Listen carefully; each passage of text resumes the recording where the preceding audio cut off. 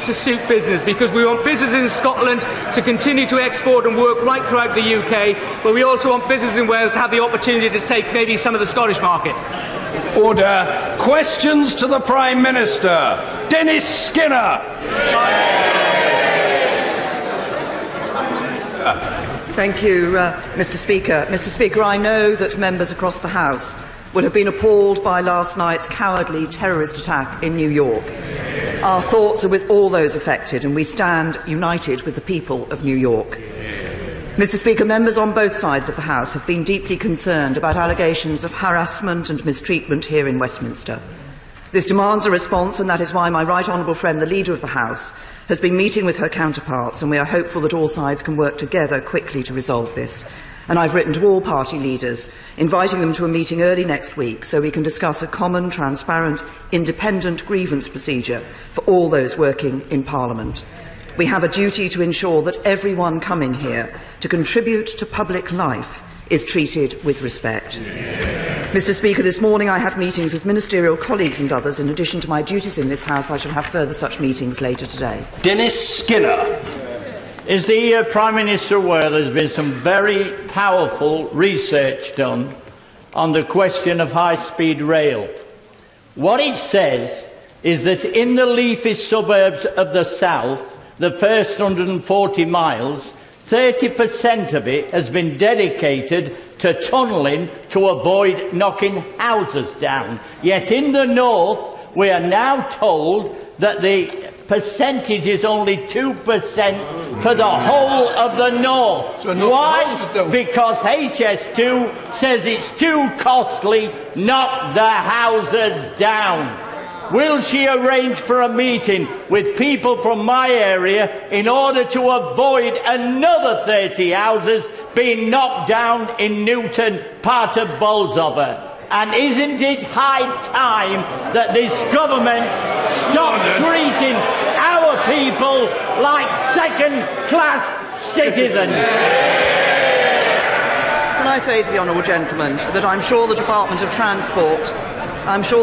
Transport will be happy to look into the question that he has raised. But of course, HS2, the reason why we're doing HS2 is that it is important to increase the capacity of the railway lines going through to the north. This will be a very important contribution to the United Kingdom economy. And I can assure him, if he looks at everything that this government has done, with the Northern Powerhouse, the Midlands Engine,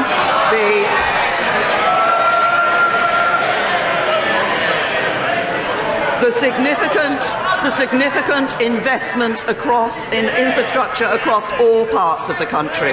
This is a government that wants to ensure this is a country that works for everyone. Ms. Raghani. I want to join the Prime Minister and add that my thoughts, along with Wilden's, are with New Yorkers. The shocking scenes in New York will have brought back awful memories of terrorist attacks here.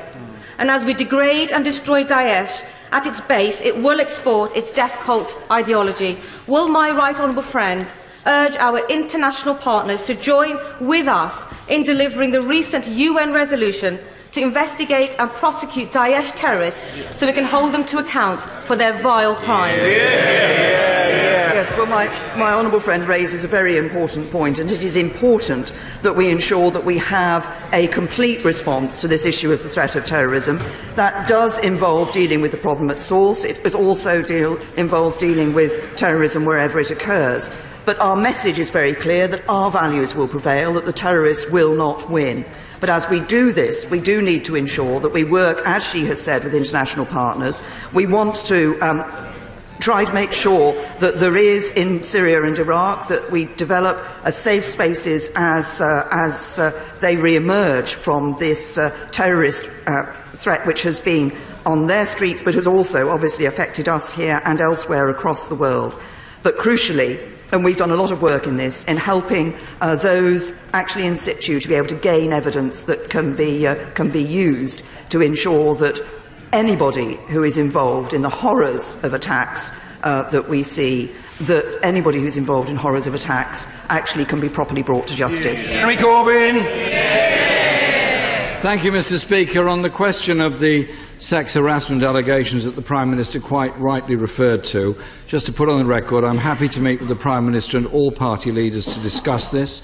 We need better protections for all in this House. This House must involve workplace trade unions in that, but it's also incumbent on all parties to have robust procedures in place to protect and support victims of sexual abuse and harassment. And I join with the Prime Minister in sending our solidarity to the people of New York and their Mayor, Bill de Blasio, for the appalling terrorist attack that took place yesterday. I hope, Mr. Speaker, the whole House will join me in paying tribute to two former Labour colleagues who sadly passed away this week. Candy Atherton, the member for Falmouth and Camborne, and Frank Doran, the member for Aberdeen North. Both did enormous good work at opposite ends of the UK to diligently represent their communities and constituencies. They will be sadly missed by all of us, particularly in the Labour Party, who they served so well for their entire lives. Mr. Speaker, in 2010, the Labour government intervened through HMRC to shut down an Isle of Man scheme used to import yachts into the European Union and thus avoid tax. A similar scheme has recently been exposed relating to the import of business jets into the Isle of Man. So can the Prime Minister assure the House that HMRC investigates these new allegations diligently? The right honourable gentleman has made a number of references in his question, and I will address all of them. On the first point, it is absolutely essential, and he is right, that we have processes, that political parties have processes to deal with allegations of misconduct. Also, that obviously we have the ministerial code and proper investigations take place against the ministerial code where that is appropriate.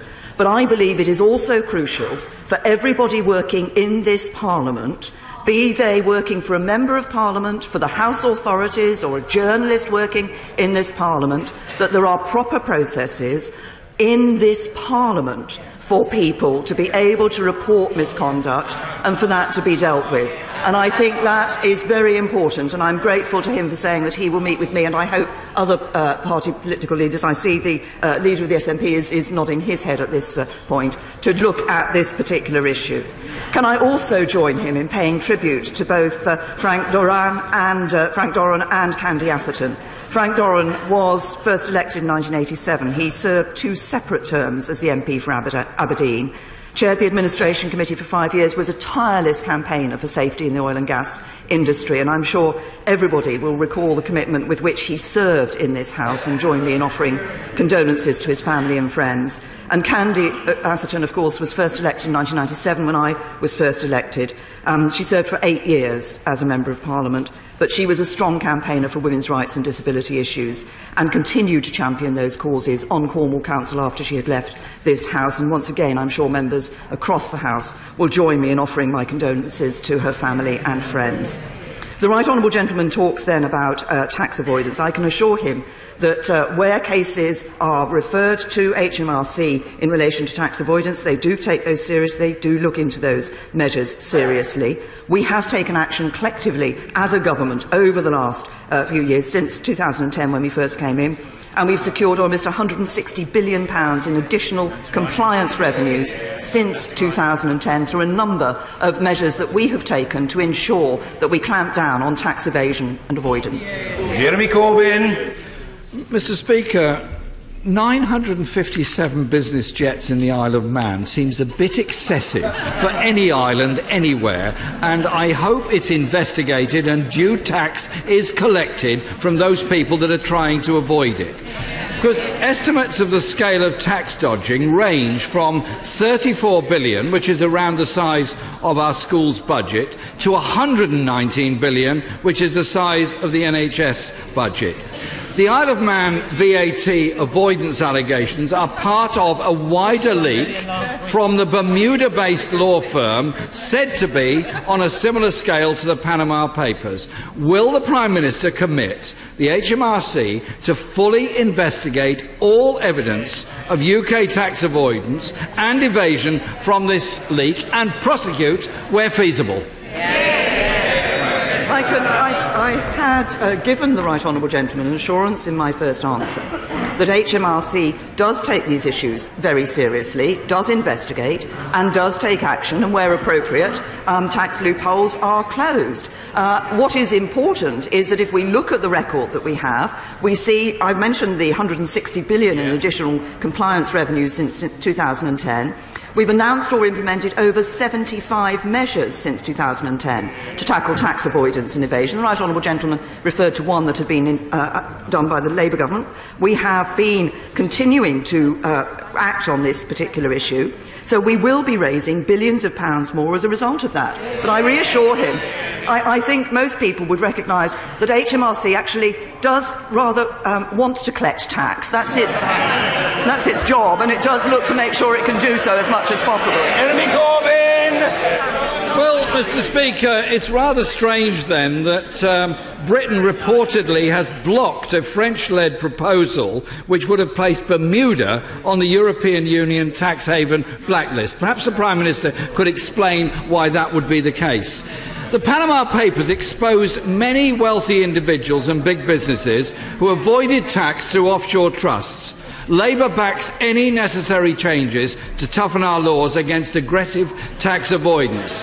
And just yesterday, Mr. Speaker, we tried to strengthen legislation on beneficial ownership of trusts with amendments we placed to the Finance Bill.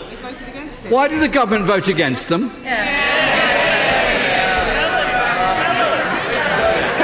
Can I say to the Right Honourable Gentleman that he raises the issue of the British Overseas Territories.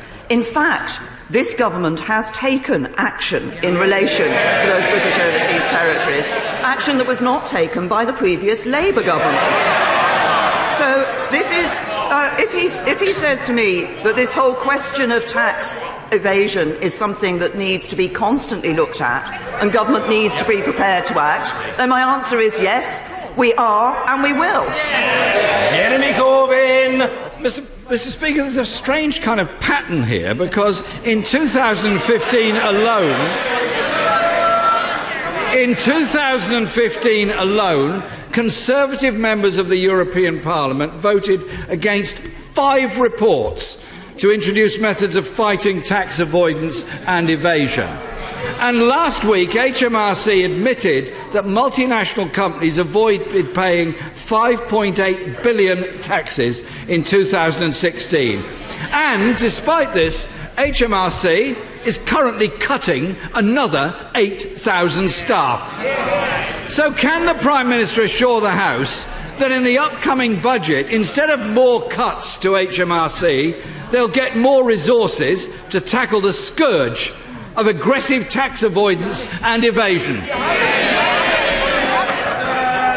I have reassured the Right Honourable Gentleman that HMRC is acting, has been acting since this Conservative Party came into government in 2010, and will continue to act. But of course, the Right Honourable Gentleman, in asking these questions, might want to reflect on why it was, before the dissolution of Parliament earlier this year, it was the Labour Party that stopped and refused to support tax avoidance, anti-tax avoidance and evasion measures brought forward by this government. His party stopped it.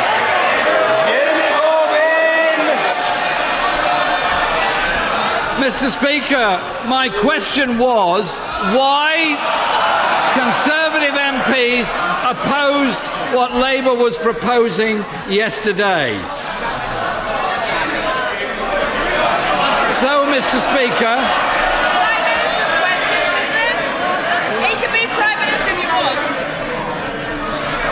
last month's European Parliament Committee of Inquiry, set up in the wake of the Panama Papers, claimed that the UK is obstructing the fight against tax dodging and money laundering. And just last week, the EU's Competition Commissioner announced an inquiry into UK taxation rules that may have institutionalised tax avoidance by multinational corporations. Isn't the Prime Minister concerned that vital revenue is being lost to fund schools and hospitals? Will she change the rules in the budget? say to the right honourable gentleman, we have taken an extra £160 billion in additional compliance revenues since 2010. And he comments on measures that were being proposed this week. As I said in my previous answer, we would have had more tax evasion, anti-tax evasion measures in place if the Labour Party had not blocked them before the last election. This party in government has been not just acting in the UK. We have been working with the Crown dependencies, working with the British Overseas Territories, and we have been leading the world. It was a Conservative Prime Minister. It was a Conservative Prime Minister that put this on the agenda of the G7 and the G20 for international action against tax avoidance and evasion. Mr. Speaker, if we are leading the world, perhaps she could explain how the amount of tax paid by the super-rich in income tax has fallen from £4.4 billion to £3.5 billion since 2009. Earlier this year, the Public Accounts Committee said the HMRC record of getting multi-millionaires to pay their taxes was, and I quote, dismal, and that the super-rich were getting help with their tax affairs that is not available to other taxpayers. Our schools' budgets are being cut. More people waiting longer for treatment.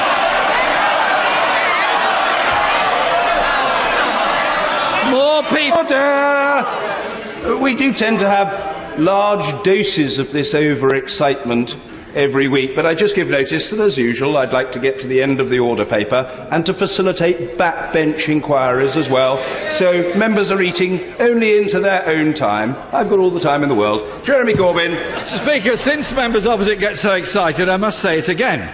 Our schools' budgets are being cut. More people waiting longer for treatment on the National Health Service. More elderly and disabled not getting the social care they need. Does the Prime Minister think it is acceptable that when it comes to paying taxes, there's one rule for the super-rich and another for the rest of us? The top 1% of earners in this country are paying 28% of the tax burden. That is the highest percentage ever under any government. And once again, the right honourable gentleman is wrong. Over the next 2 years, £2.5 billion extra is being put into our schools as a result of decisions taken by this Conservative government. But I'll tell him, he talks about spending on schools and hospitals. I'll tell him where the real problem lies. Today, we spend nearly £50 billion in payments on interest to those we have borrowed from as a result of the legacy of the Labour Party.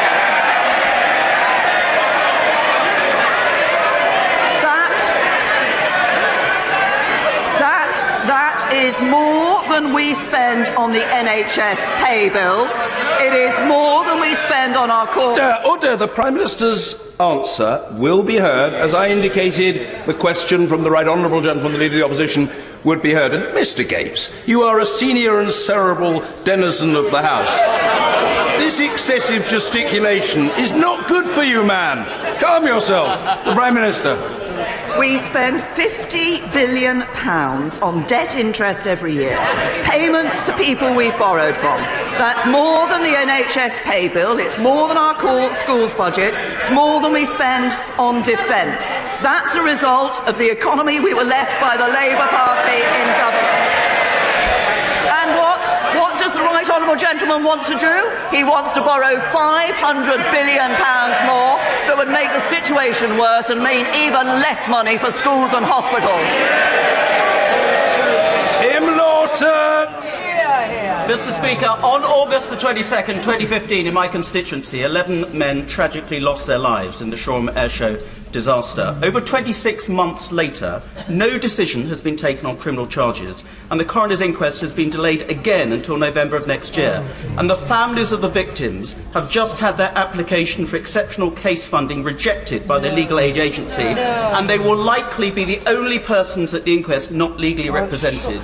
Will my right honourable friend agree to look at this case again and to meet the families to ensure that they have proper access to justice in this exceptionally tragic case, which has a much wider public interest for safety at all airports? Well said. Well, can I say to my honourable friend that he raises a very important issue, and I can fully understand the concerns of the families in relation to this. He talks about the timetable for decisions being taken. The Department of Transport has accepted the Air Accidents Investigation Branch's recommendation to commission an independent review, and they're working with the Air Accidents Investigation Branch to determine the exact scope of the review.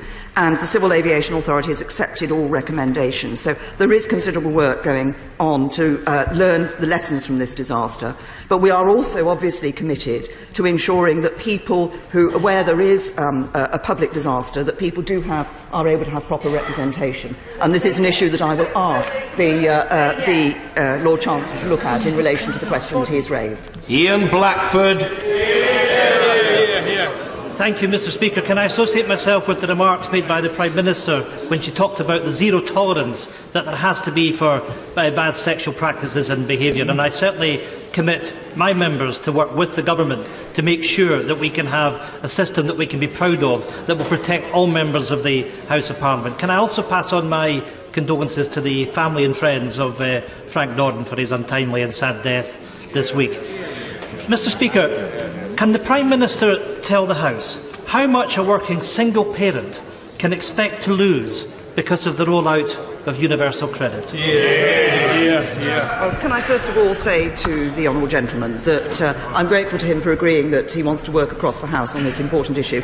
If I may just say to him, though, he referred to sexual misconduct. I think what is important is actually that any processes that are put in place don't just look at sexual misconduct, but look at issues like bullying as well, because I think that is also important.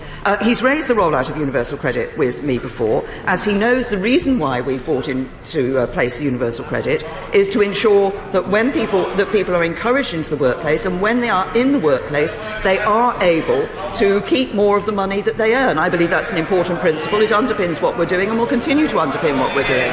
Ian Blackford. Mr. Speaker, the reality is that new research shows that working single parents could lose an average of £1,350 per year because of the cuts to work allowances. Mr. Speaker, universal credit is fast becoming Theresa May's poll tax. The Prime Minister has a habit of U-turning. Will she U-turn one more time and fix the problems with universal credit? Can I say to the honourable gentleman, I've underlined the principle that lies behind universal credit, which I believe is a very important one. And that is why when we look at the support that is given to people, it isn't just about the support that they receive in financial terms on universal credit, it's also about the support that they receive to help them to get into the workplace, to ensure that they can actually meet the requirements of getting into the workplace, and that when they're in the workplace they can keep more of the money that they earn. I think that is an important principle. We will continue to roll out universal credit, looking carefully at the implementation of universal credit as we do so, because we're doing this in a careful way over a period of time. But the important principle is that universal credit is a simpler system that ensures that people keep more as they earn more. Mrs. Cheryl Gillen. Mr. Speaker, in Chesham and Amersham, we are acutely aware that infrastructure is vital for economic success, particularly of other parts of the country. However, we still have areas that do not have access to high-speed broadband, and with the advent of electric vehicles, we're going to need to install an extensive charging network. Could the Prime Minister tell me what further action the government can take to ensure the timely completion of our broadband infrastructure, and what it can do to guarantee the rapid rollout of electric vehicle charging points, so Buckinghamshire residents and businesses can not just bear the brunt and burden of infrastructure development, but can take advantage of the opportunities offered by modern technology? Well, my right honourable friend is absolutely right that we want to be able to make sure that we take the advantages that are offered by the modern technology. That's why these are issues that have been addressed in our industrial strategy and will continue to be addressed. And we recognise that when we talk about infrastructure in this country, actually increasingly the IT infrastructure, the broadband infrastructure, is part of that. It isn't just the physical roads and rails infrastructure. So we are investing £790 million in improving broadband. That takes our public investment to £1.7 billion. And we also, as she says, we are leading the world in the development of electric cars, and we need to ensure that we have those vehicle charging points. So we have put in place, and we're putting in place, grants and policy measures to ensure that we see those charging points so people can take advantage of those new vehicles. Lyndon! Thank you. Thank you, Mr. Speaker. If the Prime Minister is serious about building a country that works for everyone, can she tell the House why under-25s are not included in the national living wage? And will she address the scandal that is a national minimum wage for apprentices of £3.50 per hour? Important that we have the national living wage. It was this party in government that introduced the national living wage. That has had an important impact on people, and obviously the national living wage continues to increase. Fiona Bruce. Thank you, Mr. Speaker. Will the Prime Minister join with the local government minister's positive comments this week, welcoming the development of some family hubs? And will she encourage our excellent Conservative mayors and councils to be champions of these hubs, which can so improve the lives of children, including the most vulnerable children, by strengthening their families? Well, can I thank my honourable friend for raising this point, and I think we all recognise the value of stable and strong families, and this is an issue on which she has a cause that she has championed through her time in this House, but also outside of this House as well. And I'm happy to join her in welcoming the development of family hubs, and I will certainly encourage Conservative mayors and councils across the country to be champions of those hubs. Chris Law. Thank you, Mr. Speaker. As the Prime Minister will be fully aware, my great city of Dundee has been repeatedly in the news last week. Dundee's launched its European Capital of Culture bid. It's now the world centre for pharmaceutical innovation, and the Wall Street Journal, no less, listed Dundee as one of the top 10 places to visit on earth, making it, and I quote, Scotland's coolest city. So wouldn't it be great if the Prime Minister today can finally tell the innovative, the creative and the cool people of Dundee and the surrounding area what precisely is the UK Government's date for delivering its full and fair share of the Tay City deal? I apologise, I didn't hear the end of the... I think what is important for the honourable gentleman is that and he stands up and waxes lyrically about his city of Dundee. I was, of course, he will recall, I was asked about the Dundee City of Culture bid last week, and made the point that, of course, a number of places across the UK may be putting in those bids. But on the creative industries, I'm pleased to see the development of the V&A in Dundee as well.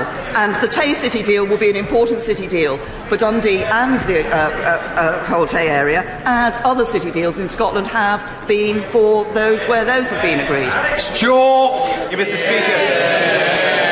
Cheltenham General's A&E is hugely valued by me and my constituents. We want to see it preserved and enhanced. Does my right honourable friend agree with me that local NHS managers who are currently formulating the draft STP must listen very carefully to the voices of my constituents and others in Gloucestershire and ensure that any proposals can truly command local support? My honourable friend again raises an important issue, because we're very clear that proposals should be developed at a local level by local clinicians, but taking account of and listening to the views of local residents, of local constituents on those particular matters. I think this is important, that local people are heard and can know that decisions have been taken in the light of any concerns that they raise. And I understand any proposals for urgent care developed by the Gloucestershire STP will in fact be subject to full public consultation in due course. Newlands.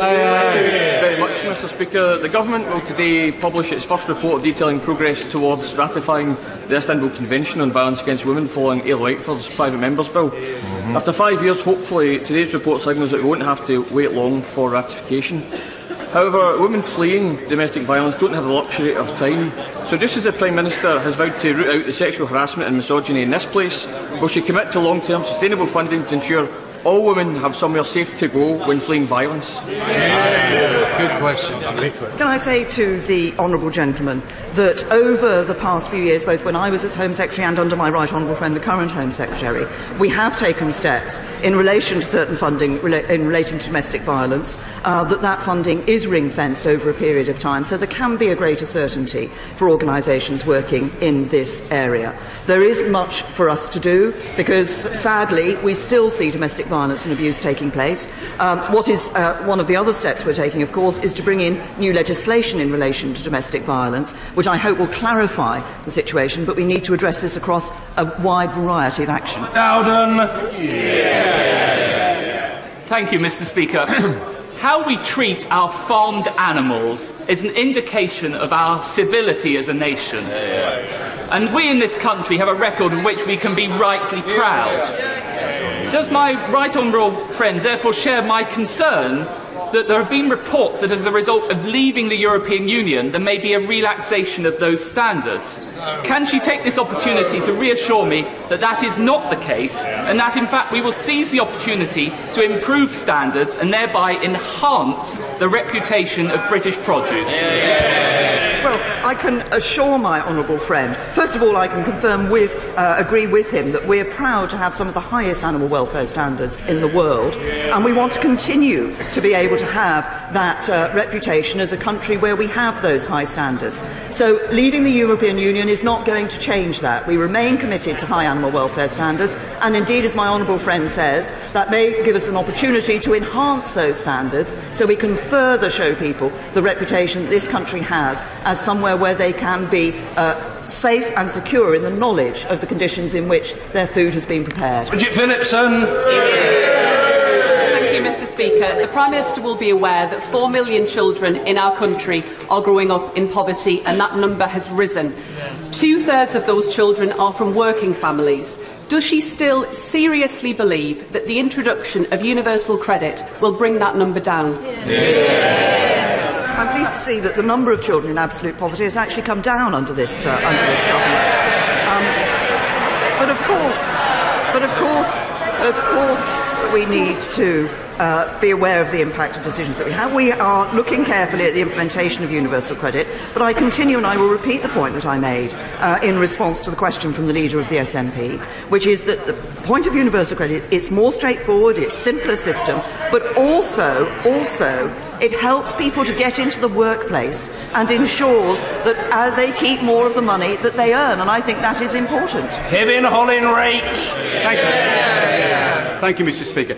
This government's industrial strategy makes the historic commitment for a fairer distribution of infrastructure spending across the regions. This is our roads, our railways and digital networks. In advance of the White Paper, would my right honourable friend confirm this commitment and to a rebalancing of our economy by more investment spending in the regions, not least, Mr. Speaker, in Yorkshire? Well, my honourable friend stands up well for his county and for his constituency on this matter, but I'm very happy to confirm to him that we will maintain that commitment in our forthcoming Industrial Strategy White Paper, because we do want to see a fairer distribution of infrastructure spending across the country.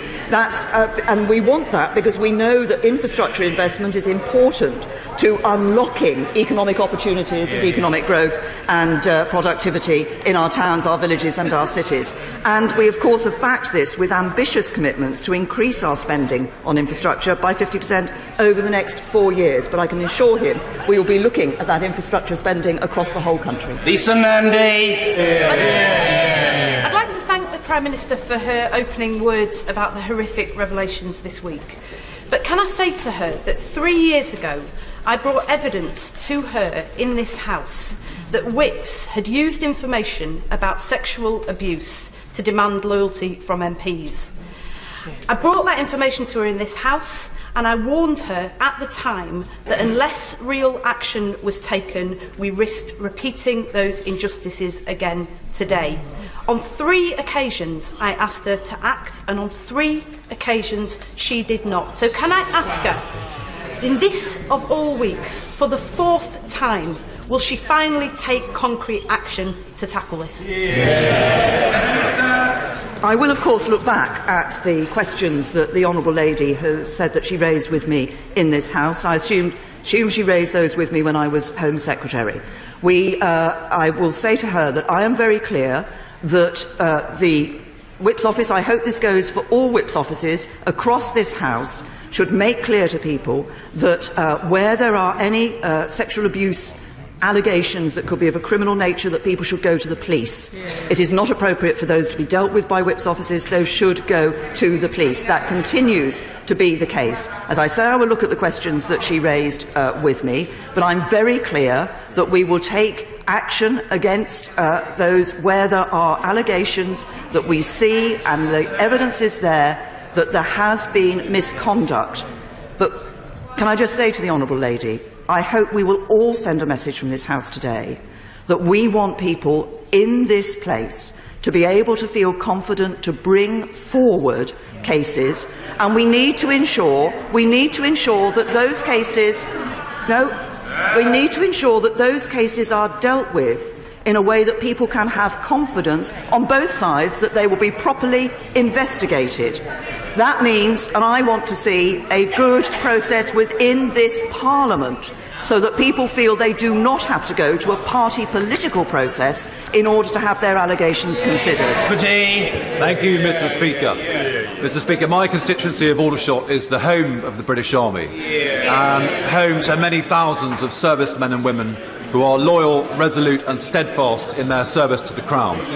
Will my right honourable friend the Prime Minister agree, when her very busy schedule allows, to visit the Aldershot garrison, to meet with servicemen and women and to thank them for their service? Well, can I first of all assure my honourable friend that we recognise that the men and women of our armed services serve with great distinction and loyalty, and we are all grateful to them for the service that they give to this country. And that's why we are committed to maintaining 2% of our GDP being spent on defence. He very kindly invites me to visit his constituency, and I will be very happy to do so if my diary allows. Sir Vince Cable. A few days ago, the Chancellor told the House that the government could not afford to borrow £50 billion to invest in housing because of the burden on the next generation. The Community Secretary says that the government must borrow £50 billion because of the burden on the next generation of unaffordable housing. Can she adjudicate? I have to say to the right honourable gentleman, there is no need to adjudicate on this matter. The government absolutely agrees that it is necessary for us to ensure that we are building more homes across this country. We have already announced policies to enable that to happen. We've had the number of proposals that were set out in the Housing White Paper. I was very pleased to announce the extra £2 billion for affordable housing at our party conference, and the extra £10 billion in the Help to Buy scheme, which genuinely helps people to get their first foot on the housing ladder. We are seeing more houses being built under this government, and we will continue to see more houses being built under this government. Chris Davis. Thank you, Mr. Speaker. Earlier this week, in Llangamach Wells in my constituency, a horrific farmhouse claimed the lives of a father and 5 young children. This has had a devastating effect, not just on the family, but on the tight-knit community that surround it. Would my right honourable friend join me, and indeed this House, in sending our sympathies to the family of the bereaved and also to the villagers in the town of Llangamach, along with praising the outstanding work of our emergency services who've dealt with this appalling tragedy with true dedication and professionalism? Well, can I say to my honourable friend that he's raised what I know is a very tragic case, and I'm sure that everybody across this whole House will want to join with him in sending condolences to the family and friends of those affected by the fire. This was indeed a terrible tragedy that took place, and as he said, it isn't just the family themselves that have been affected, but the local community as well. And I know that the emergency services did sterling work, and I'm also pleased to commend the work that they did and their bravery and professionalism in dealing with this issue. My right honourable friend, the Secretary of State for Wales, has spoken to the police, and they will remain in touch over the coming days. But once again, our emergency services do an amazing job protecting us. We see this in so many instances. They never know when they're going to be called out to such a tragic incident. Ben Bradshaw. Mr. Speaker. With today's news that the Electoral Commission is investigating Aaron Banks the main financial backer of Brexit, along with the significant British connections being uncovered by the American Justice Department Special Counsel Robert Mueller, investigating Russian interference in the US presidential election. Will she assure me that the UK government and all its agencies are cooperating fully with the Mueller investigation, or will do so if asked? Say to the right honourable gentleman that we take very seriously issues of Russian intervention or Russian attempts to intervene in electoral processes or in the democratic processes of any country, and we would do so for any other states that were involved in trying to intervene in elections. We do, of course, work closely with our United States partners, and I can assure him that as part of that relationship, we do cooperate with them when required. Thank you, Mr. Speaker. Last month I was in the Kurdistan region in Iraq, and I refer the House to my declaration of members' interests. But I saw people's enthusiasm for independence and a fresh dialogue with Baghdad. The subsequent military actions against the Peshmerga by Iranian-backed militia and the Iraqi army are wholly unjust and completely unacceptable. Will the Prime Minister accept that the Peshmerga and the Kurdistan region, to whom we owe so much, both for resisting Daesh when the Iraqi army dumped their weapons and ran, and also for helping to keep our own streets safe, remain vital to our security, and can she do all she can to encourage a resolution based on full respect for the Iraqi constitution and the democratic will of the Kurdish people? Can I say to my honourable friend that we are working, and it's right that we're working with our international partners in the region to defeat Daesh together with the global coalition. Daesh is losing territory. The action that's being taken is having an impact on it. Its finances have been hit, its leadership is being killed, and its fighters are demoralised. But we do want to see political reconciliation in Iraq and a political settlement to the Syria conflict to deny Daesh safe space and prevent their re-emergence.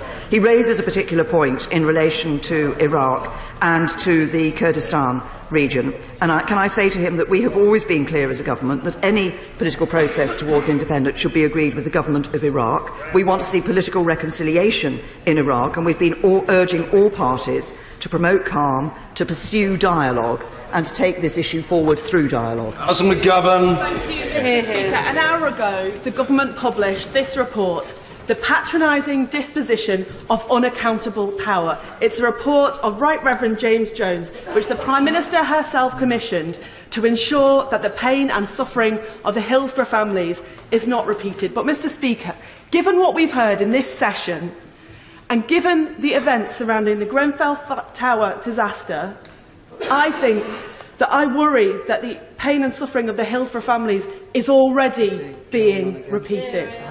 So can the Prime Minister commit her government to supporting both a duty of candour for all public officials and, as this report requires, an end to public bodies spending limitless sums providing themselves with representation which surpasses that available to families?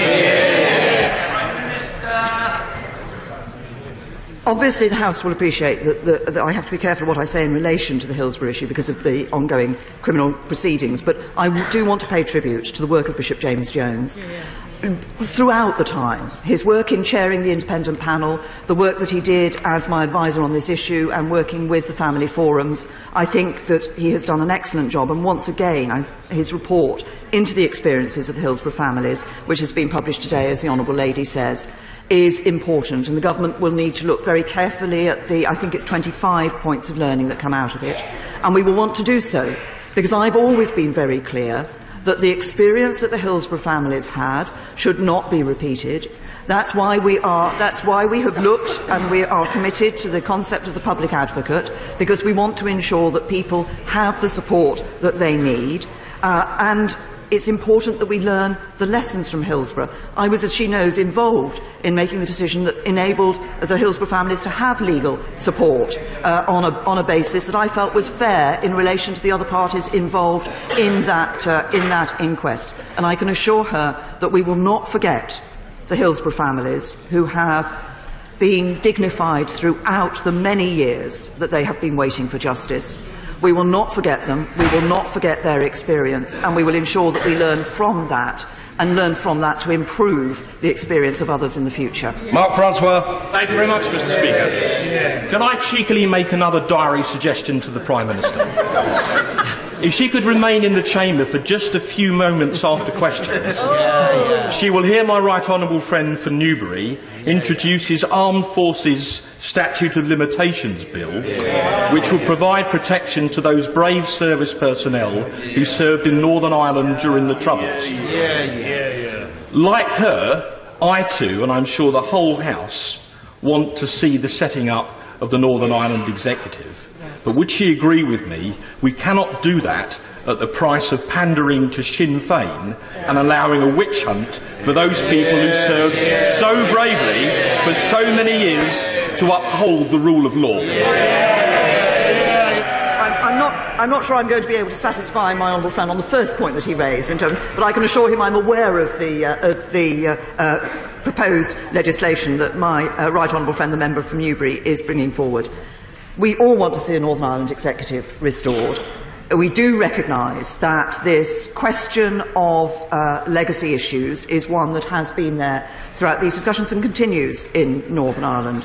What I want to ensure is that any investigations that take place in the future take place in a fair and proportionate way, because our soldiers did save bravely, as my honourable friend said, in upholding the rule of law.